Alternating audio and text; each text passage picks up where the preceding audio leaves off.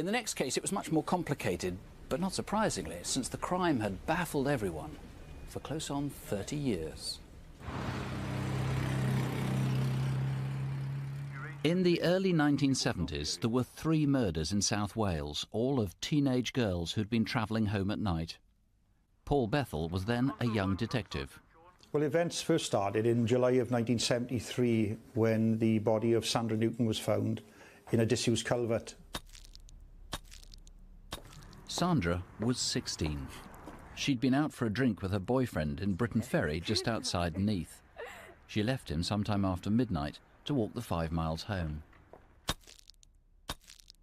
She was carried down off the embankment out of the motor vehicle, and she was laid quite reverently, I think it has to be said, on the stones here in the culvert. She had an injury, a bruise to the right side of her chin, and she'd in fact been strangled with her own skirt. Within 8 weeks of the discovery of Sandra, the bodies of Geraldine and Pauline were found at Llandarcy. Pauline Floyd and Geraldine Hughes had been out for a night in Swansea, and like many young people at the time, they hitched a ride back home. But they never arrived. Their bodies were found in a copse near the village of Llandarcy. It's always been one of the enigmas about this whole case as to what exactly happened in the copse. We know that the girls must have been together. We know that at some stage when they were attacked they were together, because Geraldine's blood was found on Pauline's coat. And then Geraldine had somehow come round and tried to run off. This man, thinking he had left both girls for dead, heard Geraldine trying to make her escape and come back into the copse, chased her and sadly caught her. Both young girls had received substantial blows to the top of the head. At some stage then both girls were raped and they were strangled. There was a massive investigation, but at the time there was nothing to prove a link between the Llandarcy killings and the murder of Sandra Newton 8 weeks before.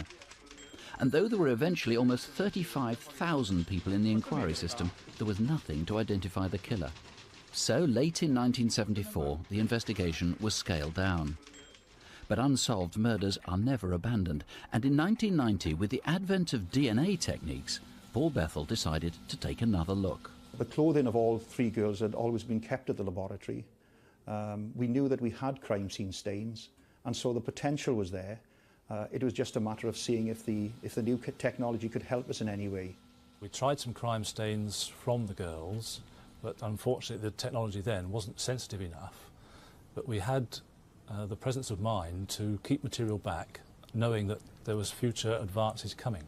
For a further 8 years, nothing happened. But by 1998, DNA techniques had advanced enough to have another go. We started to produce a profile. And over a period of the next 18 months or so, we managed to get a full profile of the crime stain and the male offender. But now they had a DNA profile, who, if any, of all the people in the inquiry did it match? The police had to prioritise, so 2 detectives were asked to select the top 500 prospects. You have to believe that the individual is in the case papers, and then you have to climb into your time machine, as it were, and go back to 1973 and look for that individual. It's quite a daunting task in that there was up to 35,000 people who were spoken to at some point in relation to the murders. Myself and DC Bale were in this room more or less for 8 months. Due to the amount of paperwork here, one lapse of concentration, and we could have lost the killer. Over 30 years, obviously, people moved away, moved to other parts of the UK.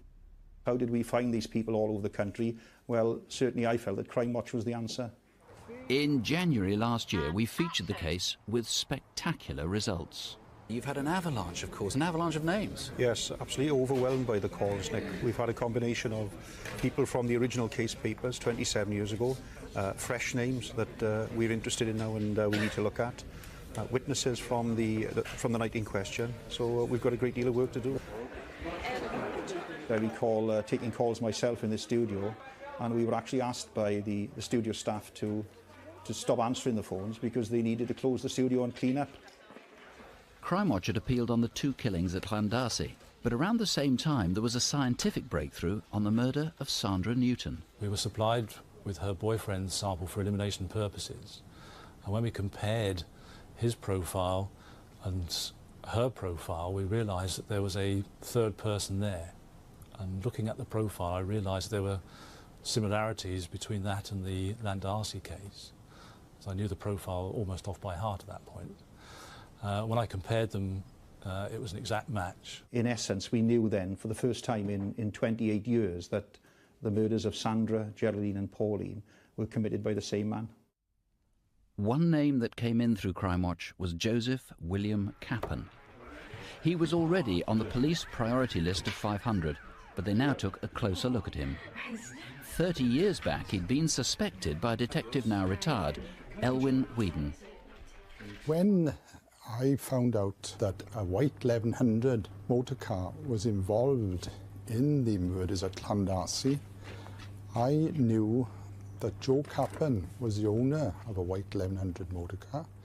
He fitted the description of the person that we were looking for, and as a result, I decided to submit his name into the inquiry. Listen, lads, I've got someone you can have a look at here. This chap may be worth having a look at if you want to take a few notes. Aye, let me get a card. Yeah. Kappa, the name is. Joseph Kappa.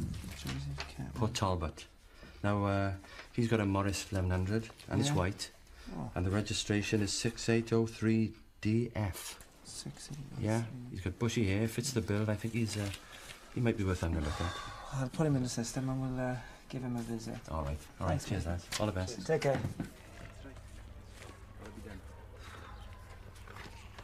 Mr. Cappan? Joe Cappan? Yeah, that's me. Hi, DC Thomas Phillips from Port Talbot Police Station. And if we could ask you a few questions. We're investigating the Llandasi murder about the two girls. As you know, we're trying to trace all the owners of light-coloured Austin 1100.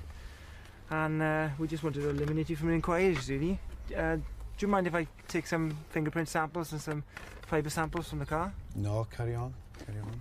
Thank you, Mr. Cappan. Can I have the key? Sure.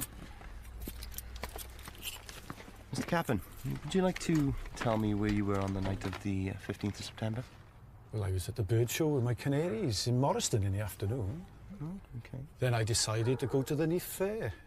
I suppose I left there about 9:30, and then I got home, watched a bit of TV. I seen to my birds, and I went to bed.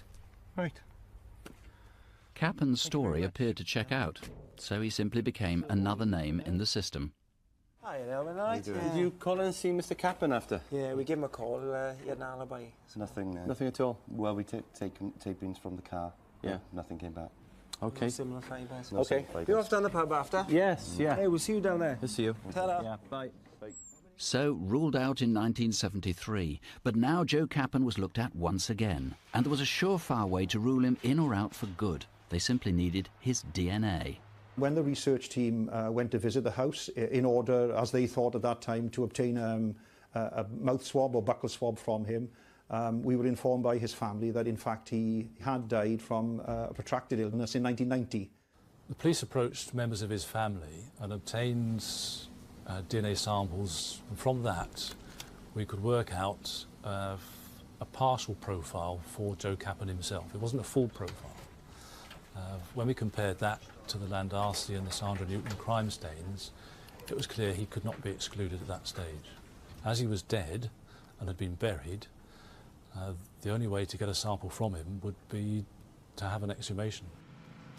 So earlier this year, Joseph Cappan became the first ever murder suspect to be exhumed. We needed to do this to put a lot of matters to rest for the families of Cappan, for the families of the girls, to show that the individual lying in that grave was in fact the same individual that had left that crime scene stain at Llandasi and Tonmawr. In June, 30 years after the murders, came confirmation that Cappan's DNA did match that found on all three girls. As soon as we had the confirmation that Cappan was the killer, the first thing we did was to go and visit the families. It was nice for us to sit in their living room with a cup of tea and basically tell them that we now knew who in fact had killed their daughter. Finding the killer now has meant that we can put the bad times behind us and perhaps look at the good times and the fun she had. It's just relief for both families so that they can get on with their lives and put this matter to rest. It's a very strange feeling to have worked in 1973 as a 21-year-old, as a young detective in those days, and then eventually led the team that actually found the killer. That's probably something that it's fair to say every detective would wish for. Paul, Joe Cappen's dead now. He's been dead, what, 12 years, but you've still got a major incident room running. Now, tell us what's going on. Yes, we still need to timeline Cappen. I need to know where he has been, where he was for some 28, 29 years, between 1960 and 1988. Of course, we know he died in 1990. What part of the country did he visit? We know that he's travelled to the north of England, that he visited the Lincolnshire area, where he had family some years ago. But I really need to know where this man has been. Why are you so anxious so long after his death?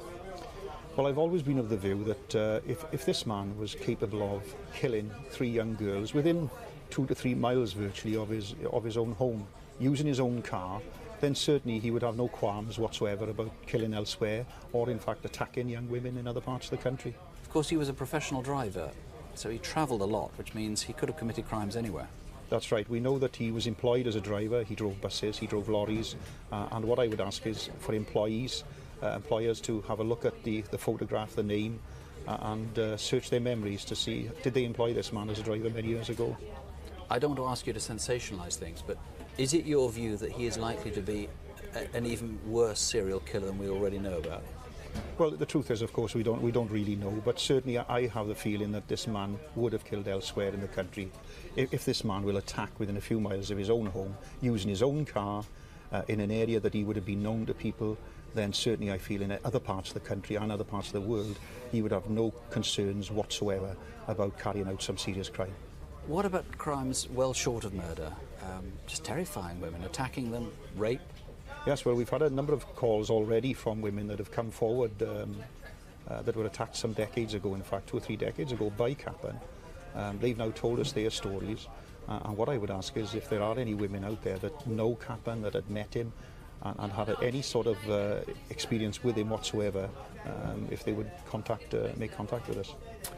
OK, if there's any way you think you can help, please call 0500 600 600.